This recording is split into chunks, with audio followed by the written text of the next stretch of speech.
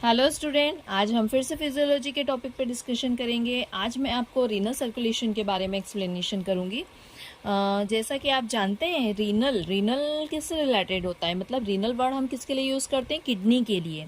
और सर्कुलेशन मतलब हम किसकी बात कर रहे हैं, ब्लड सप्लाई की बात कर रहे हैं। तो यहाँ पे हम क्या पढ़ेंगे कि किडनी को ब्लड सप्लाई किस तरीके से होता है या किडनी को ब्लड सप्लाई करता कौन है। तो सबसे पहले रीनल सर्कुलेशन पढ़ने के लिए आपको क्या पता होना चाहिए कि किडनी को कितने अमाउंट में ब्लड जाता है। तो जब कार्डियक आउटपुट कितना होता है, 5 लीटर पर मिनट होता है। 5 लीटर पर मिनट का मतलब क्या होता है कि जब लेफ्ट वेंट्रिकल से ब्लड पंप आउट होके कहाँ जाता है, एओर्टा में जाता है। तो 1 मिनट में लेफ्ट वेंट्रिकल कितना ब्लड पंप आउट करता है, 5 लीटर। और उसी 5 लीटर में से पूरी बॉडी में अलग अलग विसरल ऑर्गन्स को ब्लड डिस्ट्रीब्यूट कर दिया जाता है। तो यहाँ पे जैसे ही लेफ्ट वेंट्रिकल से ब्लड एओर्टा में जाता है तो एओर्टा की जो ब्रांचेस है वो अलग अलग ऑर्गन को ब्लड सप्लाई देती है। तो यहाँ पे हमारी किडनी को कितना ब्लड जाता है, तो हमारी किडनी को जाता है 1300 ml पर मिनट। मतलब 1 मिनट में हार्ट कितना ब्लड पंप आउट करता है, 5 लीटर ब्लड पंप आउट करता है। और किडनी को उसमें से कितना जाता है, 1300 ml जाता है। 26% भी हम इसको कह सकते हैं, मतलब 100% जो है कार्डियक आउटपुट, उसमें से 26% ब्लड किडनी को जाता है। अब हम बात ये कर रहे हैं कि किडनी को ब्लड सप्लाई किस तरीके से होता है। तो अभी हमने क्या पढ़ा कि किडनी को ब्लड कितना जा रहा है, तो 1300 ml पर मिनट जा रहा है। लेकिन किडनी को ब्लड लेकर जा कौन रहा है, तो किडनी को जो ब्लड लेकर जाती है उसे हम कहते हैं रीनल आर्टरी। अब आपको ये पता होना चाहिए कि रीनल आर्टरी आती कहाँ से, इसकी ओरिजिन कहाँ से, इसकी शुरुआत कहाँ से होती है। तो रीनल आर्टरी कहाँ से आती है, एब्डोमिनल एओर्टा से। तो अब फिर ये पता होना चाहिए कि एब्डोमिनल एओर्टा कहाँ से आ रहा है।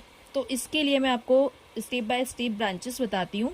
सबसे पहले क्या होता है कि जो हमारा हार्ट है, हार्ट के अंदर कितने चैम्बर्स है, 4 चैम्बर्स है।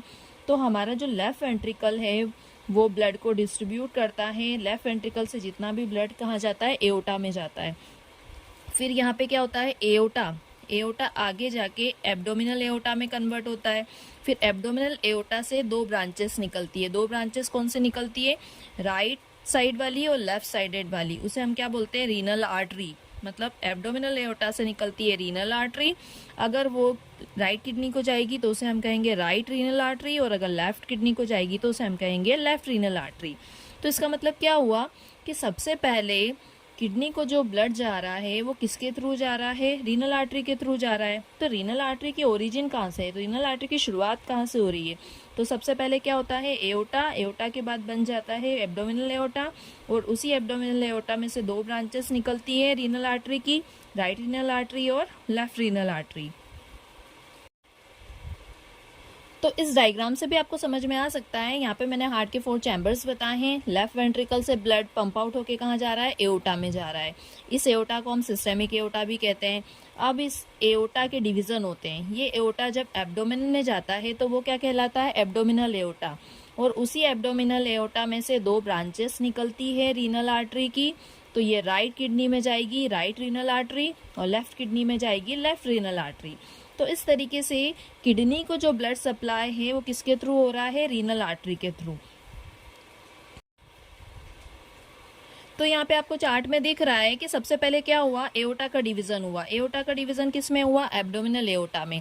अब ये एब्डोमिनल एओर्टा कहाँ कन्वर्ट हो जाएगा, आगे जाके कन्वर्ट होगा रीनल आर्टरी में। फिर रीनल आर्टरी आगे जाके कन्वर्ट होगी सेगमेंटल आर्टरी में, फिर इंटरलोबार आर्टरी में, फिर afferent arteriole, glomerular capillary, efferent arteriole and vasa recta and peritubular capillaries. इस तरीके से step by step renal artery का डिवीजन होता रहता है। तो यहाँ पे इस डायग्राम में आप देखिए कि सबसे पहले मैंने यहाँ पे किडनी शो कर रखी है। ये किडनी का सेक्शन है। जैसे ही हम कट सेक्शन किडनी का करते हैं तो हमें उसमें क्या दिखता है, जो बाहर वाला आउटर पार्ट होता है वो कॉर्टेक्स कहलाता है, और जो इनर वाला होता है वो मेड्यूला कहलाता है। और इसी मेड्यूला में हमको ये पिरामिड्स दिख रहे हैं। पिरामिड्स कैसे शेप के होते हैं, ट्राइंगुलर शेप के होते हैं। तो इन मेड्यूलर पिरामिड्स के बीच में ही रीनल आर्टरी का डिवीजन होता है।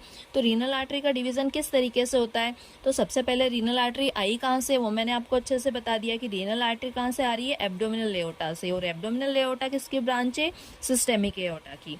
तो अब क्या हुआ कि जो रीनल आर्टरी है जैसे ही किडनी के पेल्विस वाले पोर्शन में एंटर करती है तो वो सबसे पहले डिवाइड होती है। तो यहाँ पे आपको दिख रहे हैं इतने सारे सेगमेंट्स दिख रहे हैं, ये सेगमेंट में डिवाइड होती है और ये अलग अलग सेगमेंट्स में जाती है, मतलब अलग अलग पिरामिड्स के बीच में से होके जाएगी, तो उसे हम क्या कहेंगे, सेगमेंटल आर्टरी। मतलब रीनल आर्टरी जैसे ही किडनी के पेल्विस में एंटर करी तो वो अलग अलग ब्रांच में डिवाइड हो गई। ये आपको ब्रांच दिख रही है, ये ब्रांच है, ये ब्रांच है, और ये सभी ब्रांचेस है जो किसके बीच में से होके जा रही है, मेडुलरी पिरामिड्स के। तो इस आर्टरी को हमने क्या बोला, सेगमेंटल आर्टरी।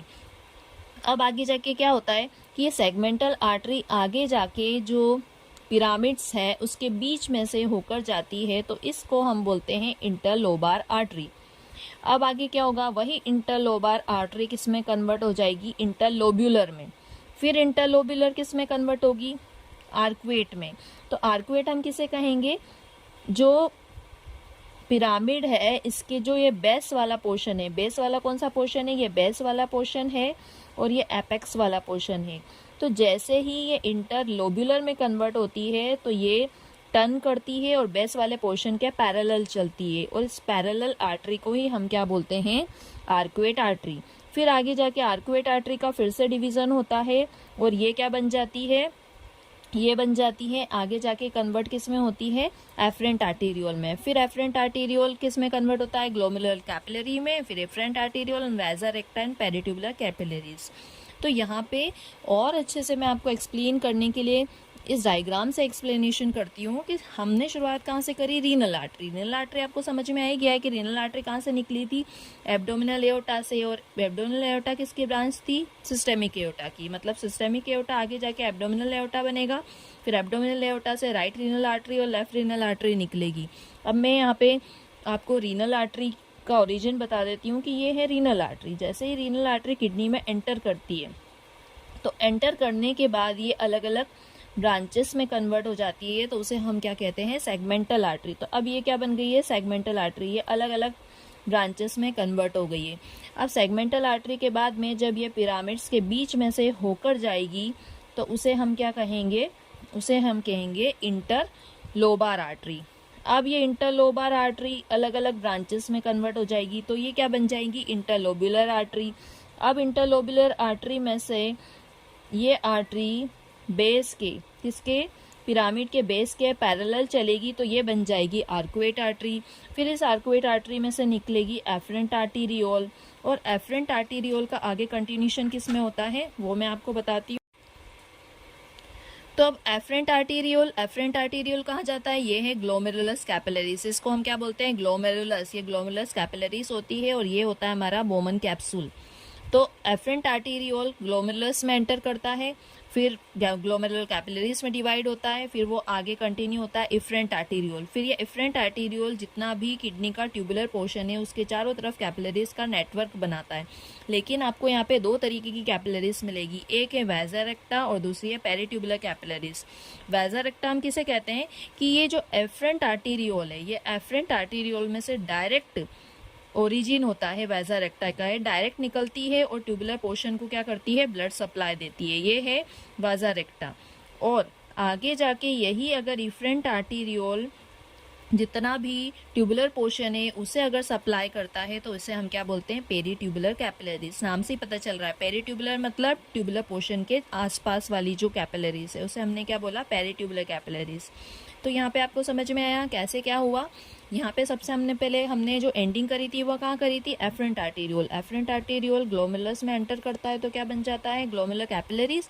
फिर उसमें से निकलती है एफरेंट आर्टेरियोल, फिर एफरेंट आर्टेरियोल में से डायरेक्ट निकलता है वैसा रेक्टा, और जो ट्यूबुलर पोर्शन है बाकी का उसे कौन सी आर्टरी सप्लाई करती है, पेरीट्यूबुलर कैपिलरीज। तो हमने क्या पढ़ा, हमने ये पढ़ा कि किडनी को ब्लड सप्लाई किस तरीके से हो रहा है। तो किडनी को कितना ब्लड सप्लाई होता है, किडनी को 1 मिनट में 1300 ml ब्लड जाता है और 26% जो ब्लड है कार्डियक आउटपुट का वो किडनी को जाता है। फिर उसके बाद हमने पढ़ा कि किडनी को ब्लड सप्लाई देता कौन है, तो किडनी को ब्लड सप्लाई देती है रीनल आर्टरी। तो हमें ये पता होना चाहिए कि रीनल आर्टरी कहाँ से निकल रही है, कहाँ से आ रही है। तो रीनल आर्टरी कहाँ से आती है, एब्डोमिनल एओर्टा में। तो एब्डोमिनल एओर्टा किसकी ब्रांच है, तो वो सिस्टेमिक एओर्टा की ब्रांच है। अब फिर आपको ये पता होना चाहिए कि वो एओर्टा कहाँ से आता है। तो एओर्टा कहाँ से निकलता है? लेफ्ट वेंट्रिकल से। तो जैसे ही लेफ्ट वेंट्रिकल से एओर्टा निकलता है तो एओर्टा एब्डोमेन में जाके बन जाता है एब्डोमिनल एओर्टा। फिर उस एब्डोमिनल एओर्टा से निकलती है right renal artery and left renal artery. फिर आगे जाके क्या होता है कि यही रीनल आर्टरी यहाँ पे है पिरामिड्स, और इन पिरामिड्स के बीच में होके डिवाइडेशन करती है। तो जैसे ये डिवाइडेशन करती है तो उसे हम क्या कहते हैं? Segmental artery. तो कैसे क्या हुआ? सबसे पहले हमारी ये है रीनल आर्टरी, ये रीनल आर्टरी सेगमेंटल ब्रांच में डिवाइड हुई, तो इसे हमने कहा सेगमेंटल आर्टरी। इसके बाद में ये जो पिरामिड से इनके बीच में से होके जा रही है तो ये क्या बन चुकी है? Inter lobar artery. उसके बाद में इसमें से बहुत सारी ब्रांच निकलेगी तो उसे हम कहेंगे इंटर लोब्यूलर आर्टरी। फिर उसके बाद में ये पिरामिड के बेस पे से होके चलेगी तो उसे हम कहेंगे आर्कुएट आर्टरी, और फिर उसमें से अलग अलग ब्रांच निकलेगी, उसे हम कहेंगे एफरेंट आर्टीरियोल। अब नेक्स्ट क्या हो रहा है? ये है हमारा एफरेंट आर्टीरियोल, ये है एफरेंट आर्टीरियोल। फिर एफरेंट आर्टीरियोल ग्लोमेरुलस में जाएगा, कैपिलरीज में कन्वर्ट होगा, फिर उसमें से निकलेगा इफरेंट आर्टीरियोल। फिर इफरेंट आर्टीरियोल में से डायरेक्ट निकलती है ये है वाजा रेक्टा, और बाकी जो रहती है कैपिलरीज जो पेरीट्यूबुलर कैपिलरीज कहलाती है, मतलब ट्यूबुलर पोर्शन के सराउंडिंग रहती है आसपास, तो उसे हम कहते हैं पेरीट्यूबुलर कैपिलरीज। तो इस तरीके से ये हमने क्या पढ़ा? रीनल आर्टरी का डिवीजन पढ़ा, मतलब हमने क्या पढ़ा कि किडनी को ब्लड सप्लाई किस तरीके से होता है। फिर आगे इसी का कंटिन्यूशन किस में हो जाता है? मतलब कैपिलरीज के थ्रू क्या होता है? ब्लड सप्लाई होता है, और आगे कंटिन्यूशन होता है वेन्यूल और वेन्स में। तो हम नेक्स्ट लेक्चर में इसके बारे में भी डिस्कशन करेंगे, लेकिन आज मैंने आपको रीनल सर्कुलेशन के बारे में बताया है। तो अगर आपको मेरा लेक्चर अच्छे से समझ में आया है या किसी भी टॉपिक से रिलेटेड या इस टॉपिक से रिलेटेड कोई भी डाउट है तो आप सब कमेंट्स ज़रूर करें, और मेरे चैनल को सब्सक्राइब भी ज़रूर करें।